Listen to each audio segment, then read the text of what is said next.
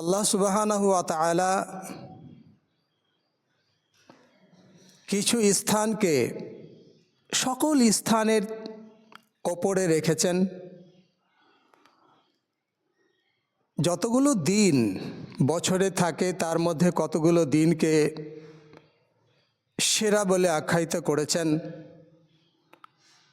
যতগুলো রাত বছরে রয়েছে তার মধ্যে কতগুলো রাতকে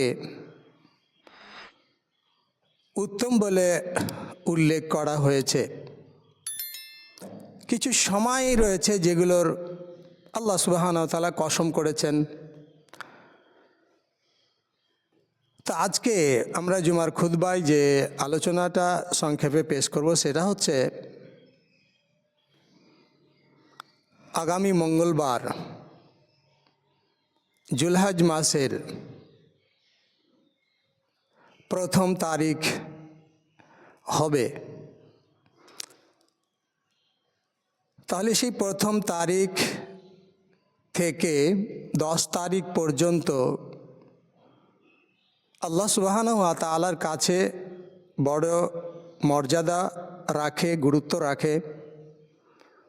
আল্লাহ সুবহানাহু ওয়া তাআলা সূরা আল ফাজর এখানে বলেন ওয়াল ফাজরি ওয়া লায়ালিন আশর, ফজরের কসম এবং ওয়া লায়ালিন আশর 10 রাতের কসম, ওয়াশ-শাফঈ ওয়াল ওয়াতরি জোড় বিজোড়ের কসম। ফজর একটি সময়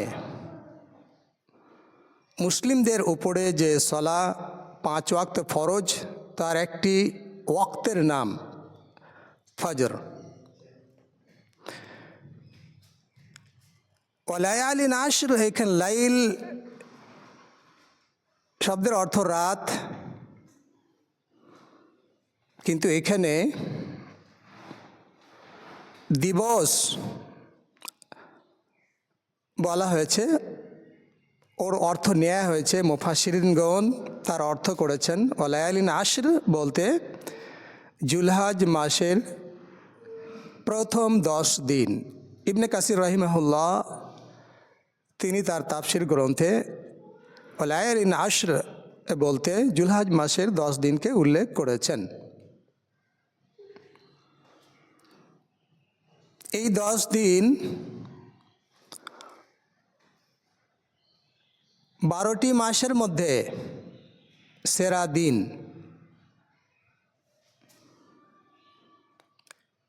আব্বাস রাদিয়াল্লাহু তাআলা আনহু ছেলে আব্দুল্লাহ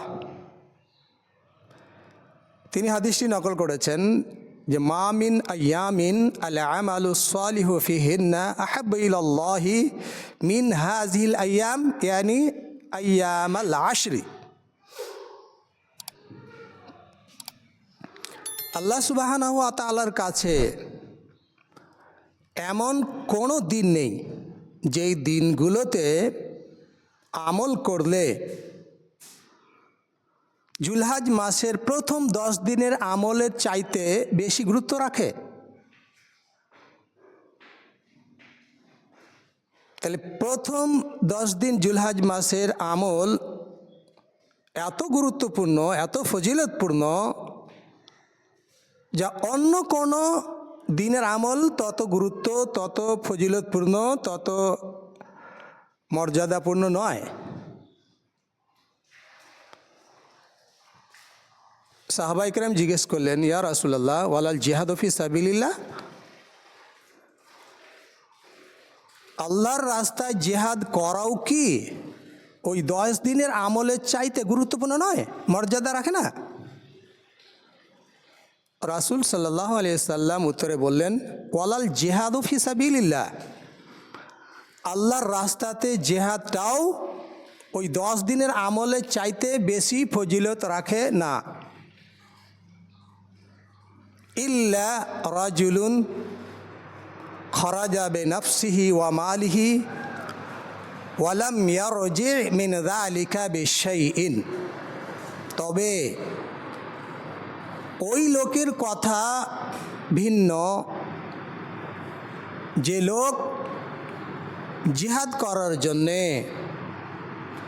নিজের জান এবং সম্পদ নিয়ে বেরিয়ে গেল,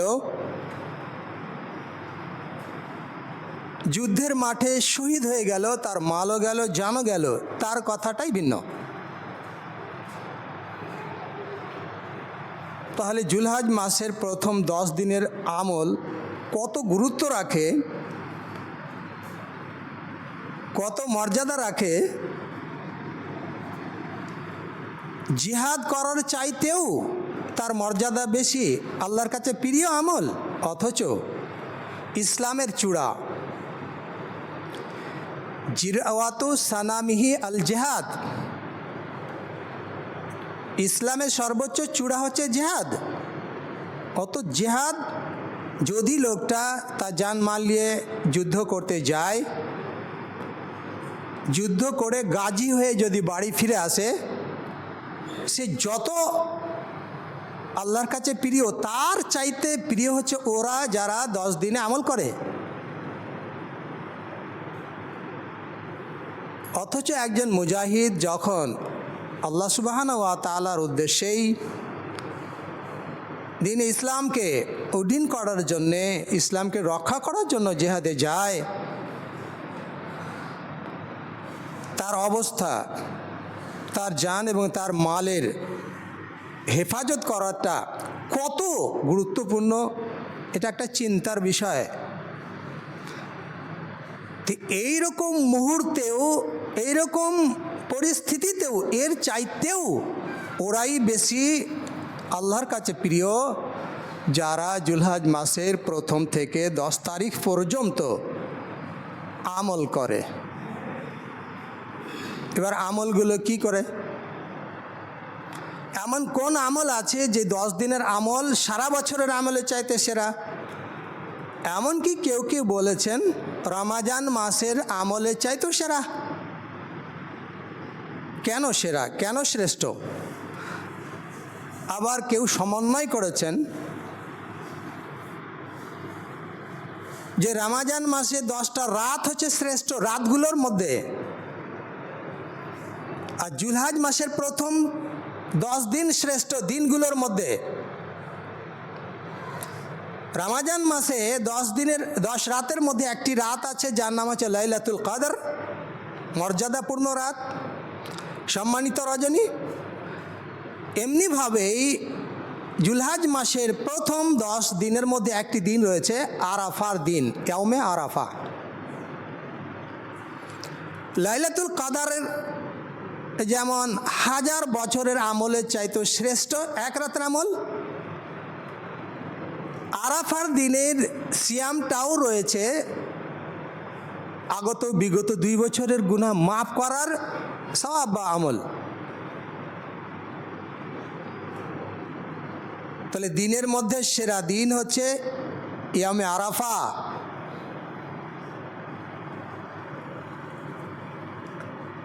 মা আয়েশা রাদিয়াল্লাহু তাআলা আনহা তিনি বলেন, রাসূল সাল্লাল্লাহু আলাইহি ওয়াসাল্লাম বলেছেন, আরাফার দিনে আল্লাহ সুবহানাহু ওয়া তাআলা যত বান্দিকে জাহান্নাম থেকে খালাস করেন, মুক্ত করেন, বের করেন, বছরের আর কোনো দিনে অত পরিমাণ জাহান্নাম থেকে বের করেন না। তাহলে জাহান্নাম থেকে সবচাইতে বেশি জাহান্নামীদেরকে, অপরাধীদেরকে মুক্ত করে দেওয়া হয়, ছেড়ে দেওয়া হয়, তাদের বিচার চুকিয়ে দেওয়া হয় আরাফার দিনে।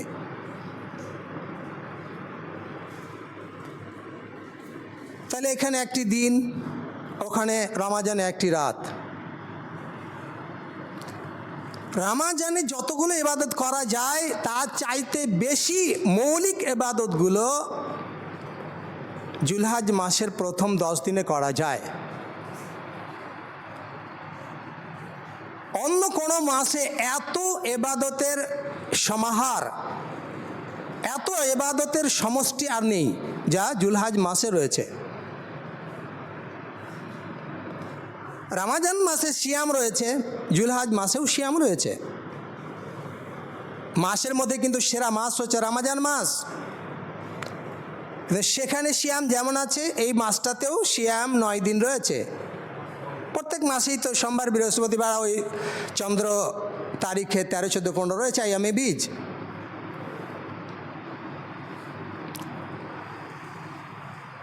তো রমজান মাসে দান সাদকা আছে, এই মাসেও দান সাদকা। রমজান মাসে কুরবানি আর নেই, যা এই মাসে অর্থাৎ জুলহাজ মাসে কুরবানি রয়েছে। রমজান মাসে আরাফার দিনটি নেই, যা জুলহাজ মাসে আরাফার দিন রয়েছে। রমজান মাসে সেরা মাস, তারপরেও সেই মাসে কিন্তু হজ পালন করা যাবে না। জুলহাজ মাসে হজ রয়েছে। যেমন বলা হয়েছে, মান সামা রমাজান ঈমানান ওয়া ইহতিসাবান গুফিরা লাহু মা তাকাদ্দামা মিন জামবিহি। যে ব্যক্তি ঈমান সহকারে নেকির আশা নিয়ে রমজানের সিয়াম পালন করবে, তার পূর্ব জীবনে গুনাহ খাতা ক্ষমা করে দেয়া হবে। জুলহাজ মাসে কোনো মানুষ যদি মান হাজ্জা লিল্লাহ, আল্লাহর সন্তুষ্টির জন্য হজ করে, ফালাম ইয়াফসুক ওয়ালাম ইয়ারফুস, অন্যায় অশ্লীল কাজে জড়িত না হয়, তাহলে তাকে জাহান্নাম থেকে মুক্তি, জান্নাতের সার্টিফিকেট যেন দিয়ে দেওয়া হয়। হাদিসে বলা হয়েছে, আল উমরাতু ইলাল উমরাহ কাফফারাতুল লিমা বাইনাহুমা।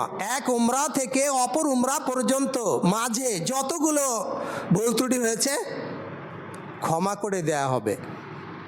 উমরা সারা বছর করা যায়, হজ বছরে একটাই মাস, নির্দিষ্ট দিন। উমরা সারা বছর করা যায়।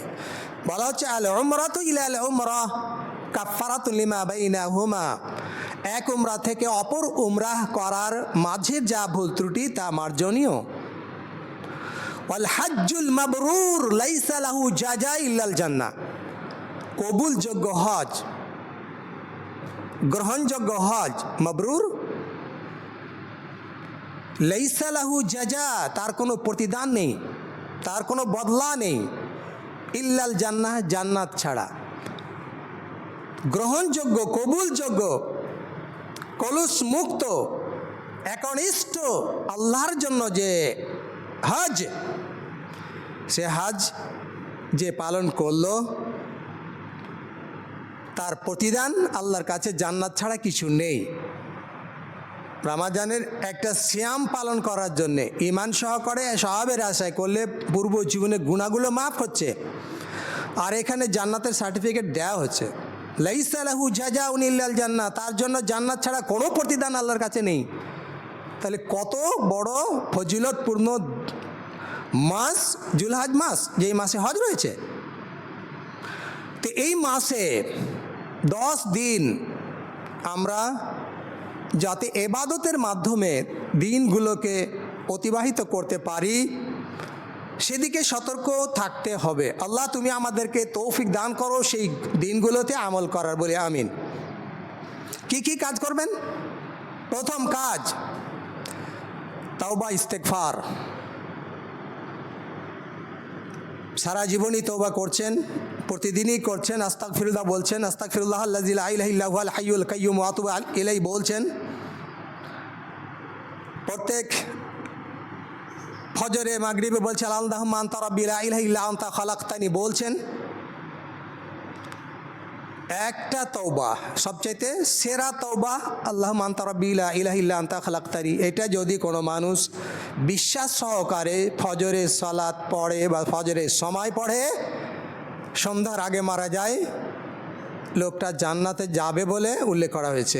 একইভাবে কোনো মানুষ ঈমান সহকারে বিশ্বাসের সাথে যদি মাগরিবের সময় পড়ে, ফজর হওয়ার আগেই যদি লোকটা মারা যায়, তাহলে সেই লোকটা জান্নাতে যাবে, জান্নাতীদের অন্তর্ভুক্ত হবে। তাহলে তওবা, তওবা মানে ফিরে আসা। আপনি যা পাপ করেছেন যাবত, আপনি জানেন, কেউ হয়তো জানে না আল্লাহ ছাড়া, সেই পাপকে অনুসরণ করে অনুতপ্ত হয়ে লজ্জিত হয়ে ফিরে আসা। আল্লাহ, সেই পাপ তোমার আমার মাঝে সংগঠিত হয়েছে, কেউ দেখেনি, তুমি দেখেছ, কে করতে বাধ্য করেনি, আমি নিজে করেছি।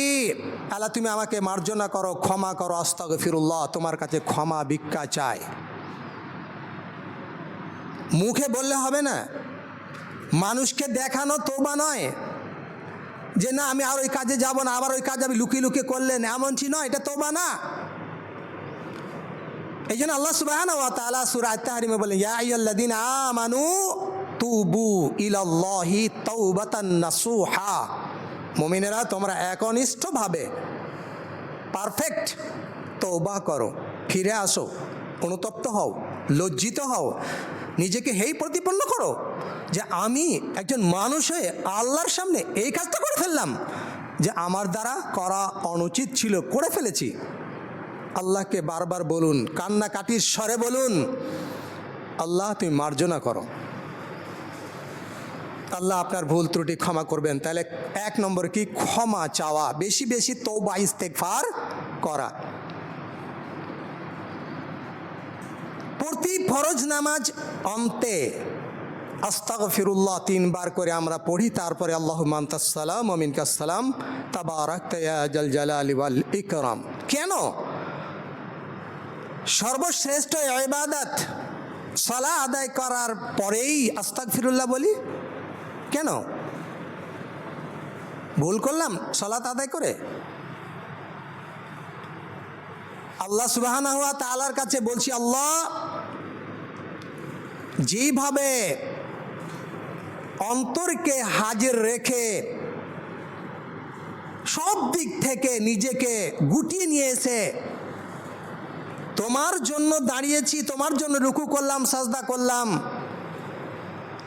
ঠিক যেভাবে তোমার পাওনা ছিল, প্রাপ্য ছিল, করতে পারলাম কি পারলাম না আমি তো জানি না, সেটা তুমি জানো। ভুল ত্রুটি হলে আল্লাহ তুমি ক্ষমা করো। এই জন্য বলি আস্তাগফিরুল্লাহ, আল্লাহ তুমি ক্ষমা করো। যেহেতু রাসূল সাল্লাল্লাহু আলাইহি সাল্লাম বলেন তোমরা ওইভাবে সালাত আদায় করো যেভাবে আমাকে সালাত আদায় করতে দেখেছো। হে আল্লাহ, তোমার রাসূল কত খুশু খুজুর সাথে, বিনয়ের সাথে সালাত আদায় করেছেন। তিনি কতক্ষণ দাঁড়িয়েছেন, কতক্ষণ রুকুতে থেকেছেন, কতক্ষণ সাজদায় থেকেছেন, কত দোয়া দুরুজ করেছেন। আমার দ্বারা হলো কি হলো না, আল্লাহ আস্তাগফিরুল্লাহ, তোমার কাছে ক্ষমা ভিক্ষা চাই। আল্লাহ রাদিতু বিল্লাহি রাব্বান, তোমাকে রব হিসাবে পেয়ে আমি সন্তুষ্ট। আল্লাহ তুমি আমাকে বান্দা হিসাবে পেয়ে আল্লাহ তুমি আমাকে মার্জনা করো, ক্ষমা করো, আমি তোমার কাছে ভিক্ষা চাই, আর কারো কাছেই নয়। এই জন্য বেশি বেশি করে সেই দিনগুলোতে তওবা করার জন্য নিজেকে প্রস্তুত করবেন। প্রতিদিনই করবেন, কিন্তু সেই দিনগুলোতে বেশি করে করবেন। 2,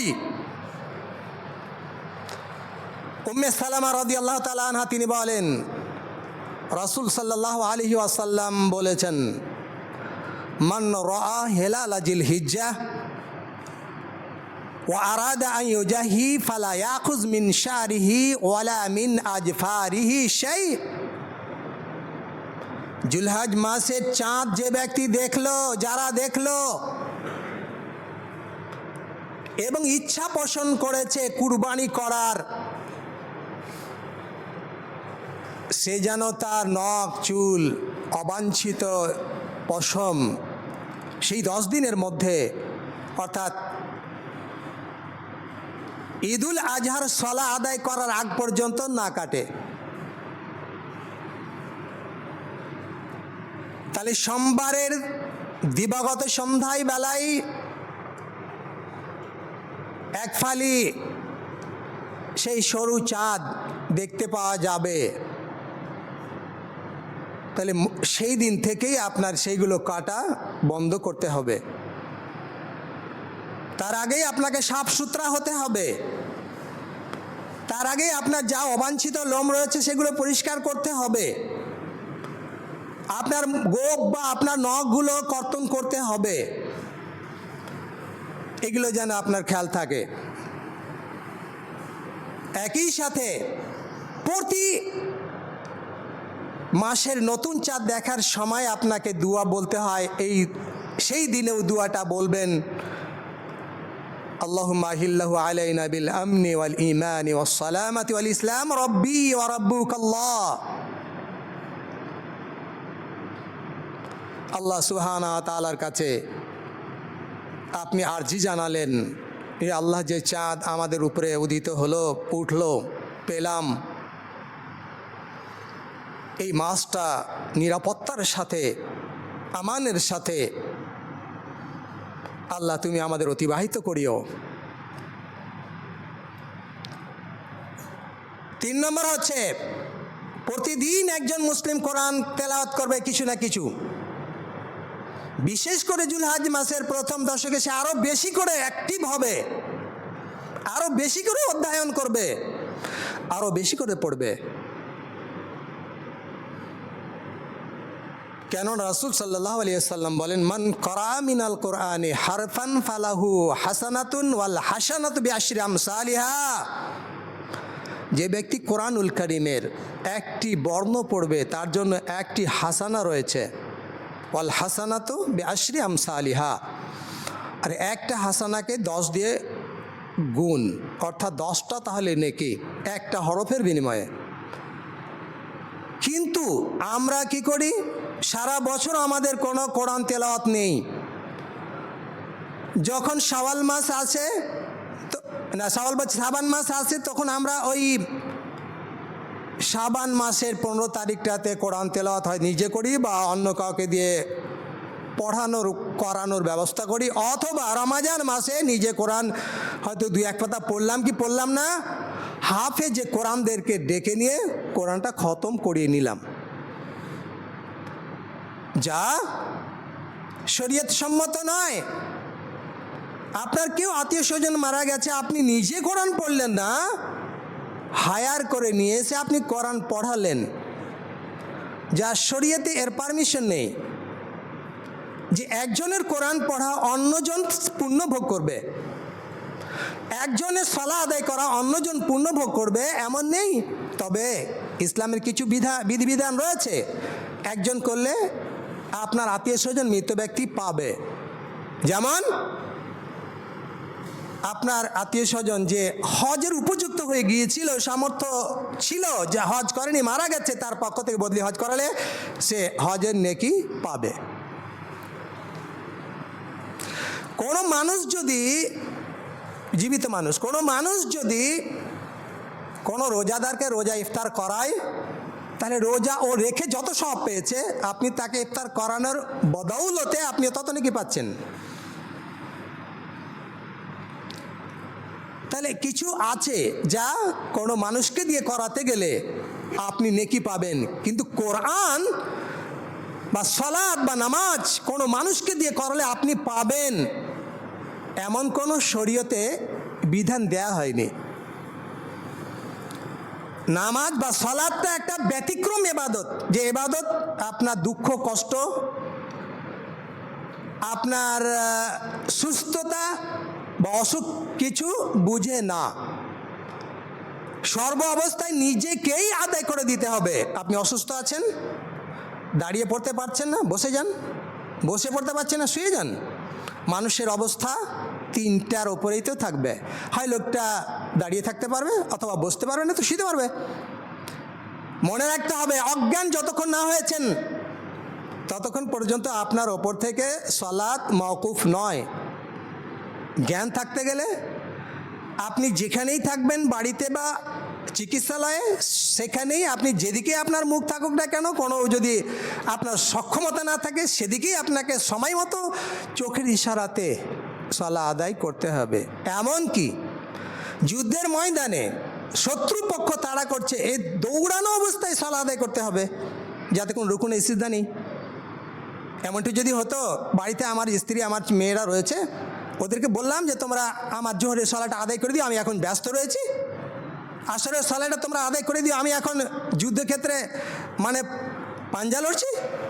জি না, এমনটি নয়। কিন্তু আজ আমরা বুঝলাম, কোরআনের নেকি পাওয়ার জন্য আত্মীয় স্বজন মারা গেলে, অথবা রমজান মাসে বরকত নেয়ার জন্যে ভাড়াটিয়া হাফেজে কোরআনকে নিয়েছে, এটা আমরা করাই।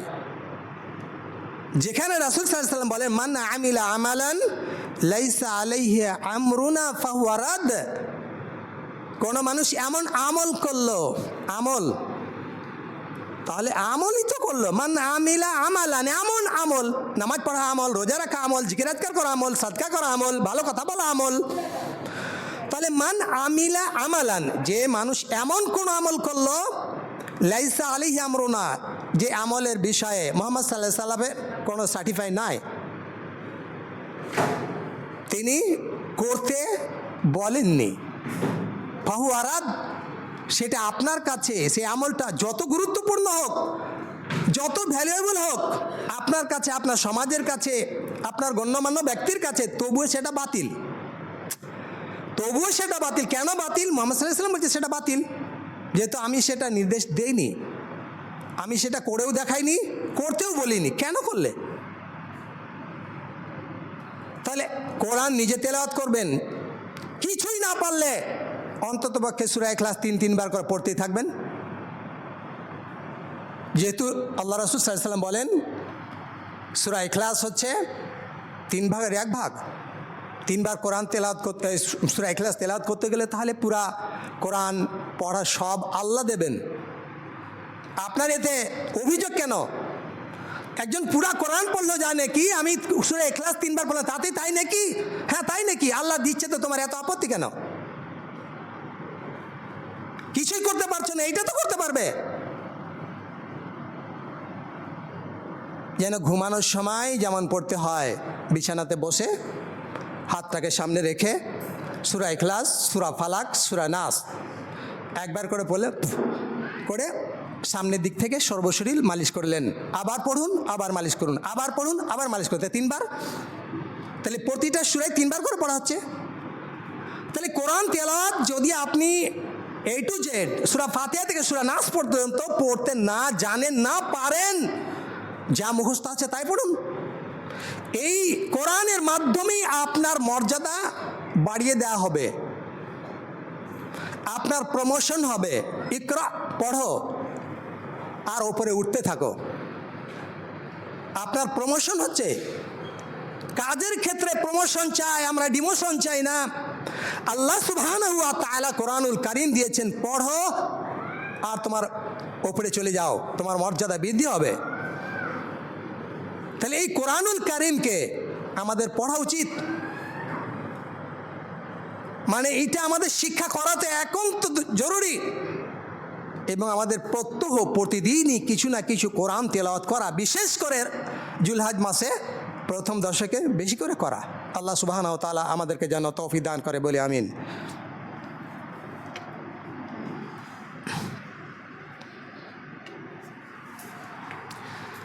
আলহামদুলিল্লাহি ওয়াহদা ওয়াসসালাতু ওয়াসসালামু আলা মান লা নাবিয়্যা বা'দা। আমরা বলছিলাম যে জুলহাজ মাসে যে আমলগুলো করতে হবে, সেই সাথে আপনি দান খায়রাত করবেন, আপনি ইবাদতে বেশি মগ্ন হবেন, নফল সালাতগুলো বেশি করে আদায় করবেন। এই মাসে আপনি সিয়ামগুলো রাখবেন, যে রাসূল সাল্লাল্লাহু আলাইহি ওয়াসাল্লাম জুলহাজ মাসের 1 তারিখ থেকে 9 তারিখ পর্যন্ত সিয়াম পালন করেছেন।